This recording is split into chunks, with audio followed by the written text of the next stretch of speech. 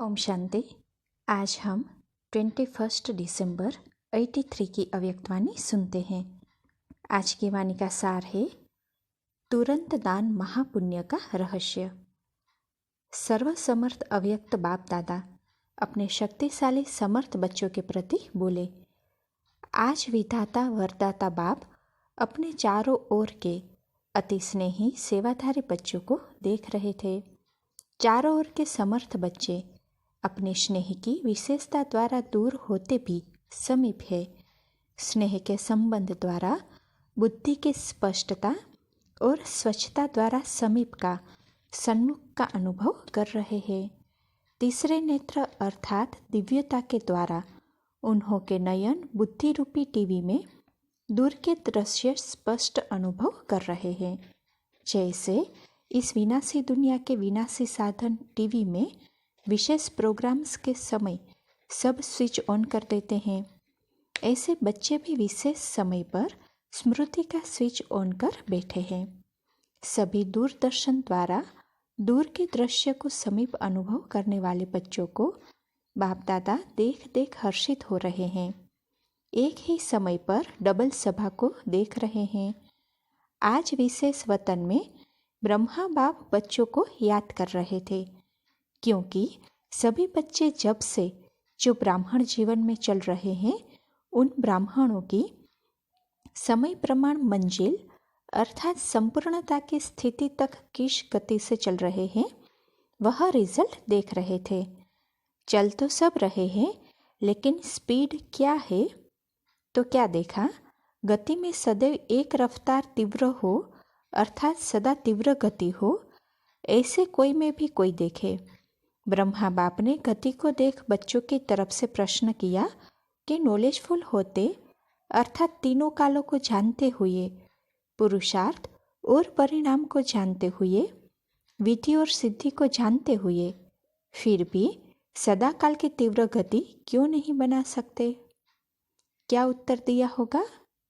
कारण को भी जानते हो, निवारण की विधि को भी जानते हो, फिर भी कारण को निवारण में बदल नहीं सकते। बाप ने मुस्कुराते हुए ब्रह्मा बाप से बोला कि बहुत बच्चों की एक बहुत पुरानी आदत पक्की है। वह कौन सी? क्या करते? बाप प्रत्यक्ष फल अर्थात ताजा फल खाने को देते हैं, लेकिन आदत से मजबूर उस ताजे फल को भी सूखा बना के स्वीकार करते हैं। कर लेंगे, हो जाएंगे, होना तो जरूर है, बनना तो पहले नंबर ही है, आना तो माला में ही है। ऐसे सोचते सोचते प्लेन बनाते बनाते प्रत्यक्ष फल को भविष्य का फल बना देते हैं। करेंगे माना भविष्य फल, सोचा किया और प्रत्यक्ष फल खाया। तो स्व के प्रति चाहे सेवा के प्रति प्रत्यक्ष फल व सेवा का ताजा मेवा कम खाते हैं। तो शक्ति किससे आती है? ताजे फल से व सूखे फल से। कईयों की आदत ऐसी होती है, खा लेंगे ऐसे करते ताजे को सूखा फल बना देते हैं। ऐसे ही यहाँ भी करते, यह होगा तो फिर करेंगे, यह ज़्यादा सोचते हैं। सोचा डायरेक्शन मिला और किया। यह न करने से डायरेक्शन को भी ताजे से सूखा बना देते हैं। फिर सोचते हैं कि किया तो डायरेक्शन प्रमाण, लेकिन रिजल्ट इतनी नहीं निकली। क्यों? समय पकड़ने से वेला के प्रमाण रेखा बदल जाती है। कोई भी भाग्य की रेखा वेला के प्रमाण ही सुनाते व बनाते हैं। इस कारण वेला बदलने से वायुमंडल वृत्ति वाइब्रेशन सब बदल जाता है। इसलिए गाया हुआ है तुरंत दान महापुण्य। डायरेक्शन मिला और उसी वेला में उसी उमंग से किया, ऐसी सेवा का ताजा मेवा मिलता है, जिसको स्वीकार करने अर्थात प्राप्त करने से शक्तिशाली आत्मा बन स्वतः ही तीव्र गति में चलते रहते। सभी फल खाते हो, लेकिन कौन सा फल खाते हो यह चेक करो। ब्रह्मा बाप सभी बच्चों को ताजे फल द्वारा शक्तिशाली आत्मा बनाए सदा तीव्र गति से चलने का संकल्प देते हैं। सदा ब्रह्मा बाप के इस संकल्प को स्मृति में रखते हुए हर समय कर्म का श्रेष्ठ और ताज़ा फल खाते रहो, तो कभी भी किसी भी प्रकार की कमजोरी व व्याधि आ नहीं सकती है। ब्रह्मा बाप मुस्कुरा रहे थे।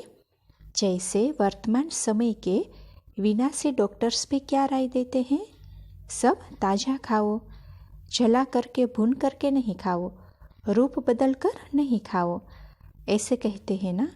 तो ब्रह्मा बाप भी बच्चों को कह रहे थे, जो भी श्रीमत समय प्रमाण जिस रूप से मिलती है उसी समय पर उस रूप से प्रैक्टिकल में लाओ, तो सदा ही ब्रह्मा बाप समान तुरंत दानी महापुण्य आत्मा बन नंबर 1 में आ जाएंगे।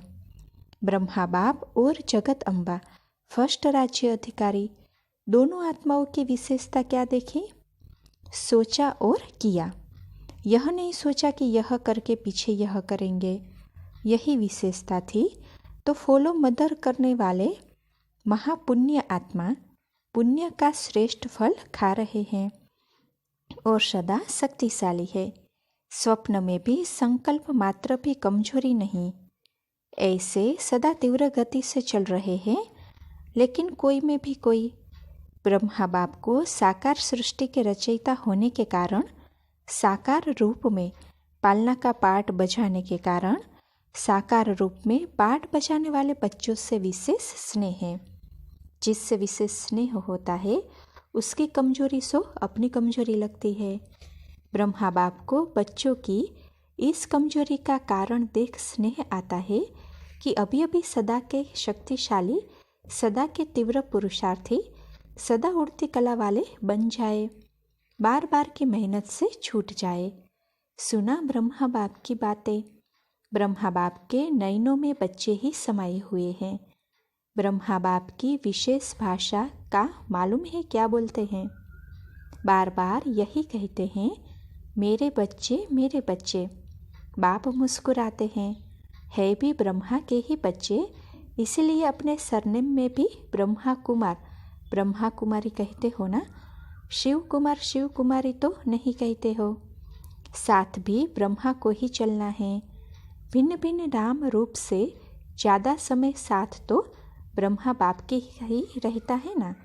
ब्रह्मा मुख वंशावली हो, बाप तो साथ है ही, फिर भी साकार में ब्रह्मा का ही पाठ है।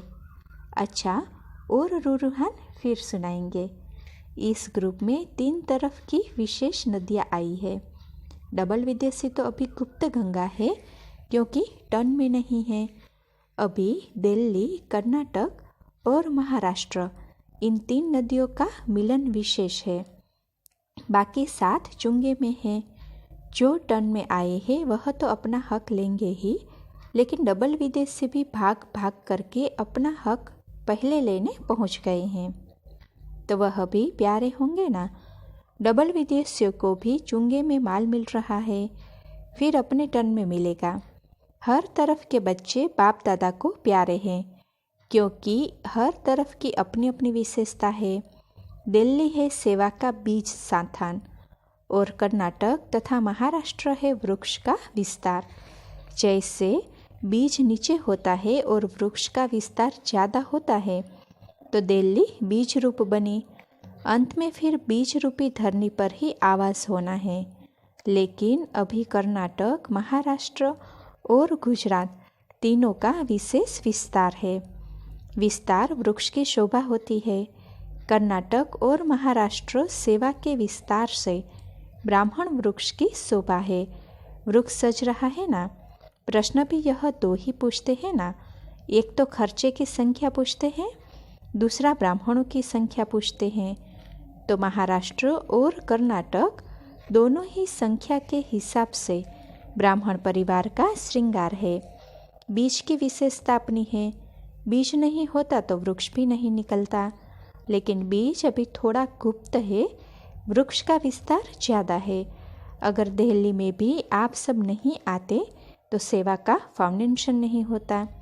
पहला निमंत्रण सेवा का लिया या मिला, लेकिन दिल्ली से ही शुरू हुआ, इसीलिए सेवा का स्थान भी वो ही बना और राज्य का स्थान भी वो ही बनेगा। जहाँ पहले ब्राह्मणों के पांव पड़े, तीर्थ स्थान भी वही बना और राजस्थान भी वही बनेगा। विदेश की भी बहुत महिमा है। विदेश से भी विशेष प्रत्यक्षता के नगाड़े देश तक आएंगे। विदेश नहीं होता तो देश में प्रत्यक्षता कैसे होती? इसीलिए विदेश का भी महत्व है। विदेश की आवाज़ को सुन भारत वाले जागेंगे।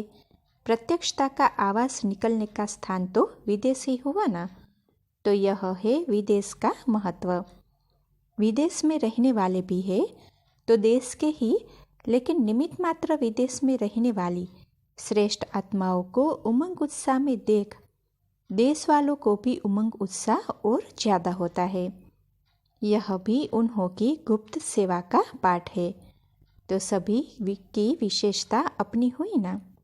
अच्छा, सदा तुरंत दान महापुण्य आत्माएं सोचने और करने में सदा तीव्र पुरुषार्थी, हर संकल्प हर सेकंड का सेवा का मेवा खाने वाले, ऐसे सदा शक्तिशाली फॉलो फादर और फॉलो मदर करने वाले, सदा ब्रह्मा बाप के संकल्प को साकार में लाने वाले, ऐसे देश विदेश चारों ओर के समर्थ बच्चों को बाप दादा का याद प्यार और नमस्ते। अच्छा, ओम शांति।